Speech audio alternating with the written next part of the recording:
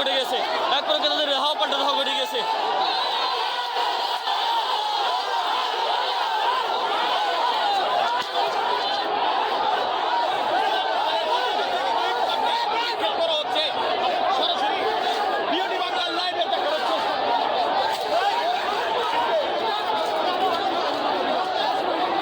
ভাই আস্তে আস্তে, ভাই আস্তে।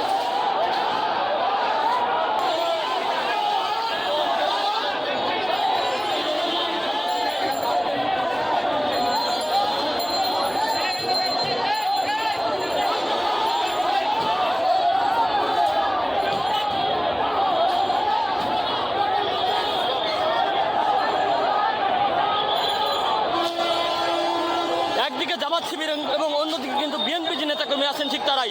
আসলে এখানে কি আসলে ঘটেছে, এক পক্ষ বলছেন যে আসলে চাঁদাবাজি এবং অন্য পক্ষ কিন্তু বলছেন যে আসলে তাদের বিরুদ্ধে এবং এই যে অপকর্ম সেই অপকর্ম দখলদারিত্ব সবকিছু মিলে কিন্তু একটা কঠিন একটা পরিস্থিতি তৈরি হয়ে গেছে। আমরা এখানে পুলিশ বা আইন শৃঙ্খলা রক্ষাকারী বাহিনীর সঙ্গে কথা বলেছিলাম, তারা কিন্তু আমাদেরকে জানাচ্ছিলেন যে আসলে পরিস্থিতি নিয়ন্ত্রণে করার জন্য তারা দুপক্ষকে আসলে সমঝোতা এবং এক নিরপেক্ষ থাকার যে অবস্থান সেই জায়গাগুলো কিন্তু তৈরি করার যে আসলে কার্যক্রম সেই বিষয়টা আমরা দেখতে পাচ্ছি।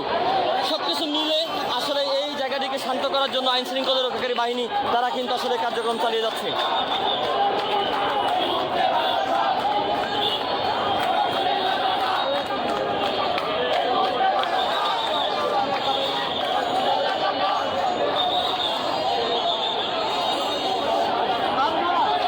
মাসে প্রতি 3,000 টাকা নিয়ে গেছে সুমনের নেতৃত্বে।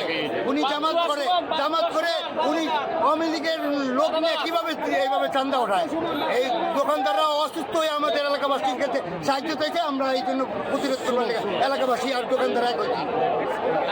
আমরা সেই বিষয়টি কিন্তু জানতে পারছি এবং আমরা দেখতে পাচ্ছি যে ঠিক তারা কিন্তু এক প্রকার অভিযোগ করছেন যে জামাত ইসলামরা তারা চাঁদাবাজ করতে এসেছেন এবং সেই জায়গা থেকে কিন্তু তারা আজকের এই এবং সেই মিছিলের যে জায়গাটা আমরা সেটা কিন্তু দেখতে পাচ্ছি। এই মুহূর্তে আছি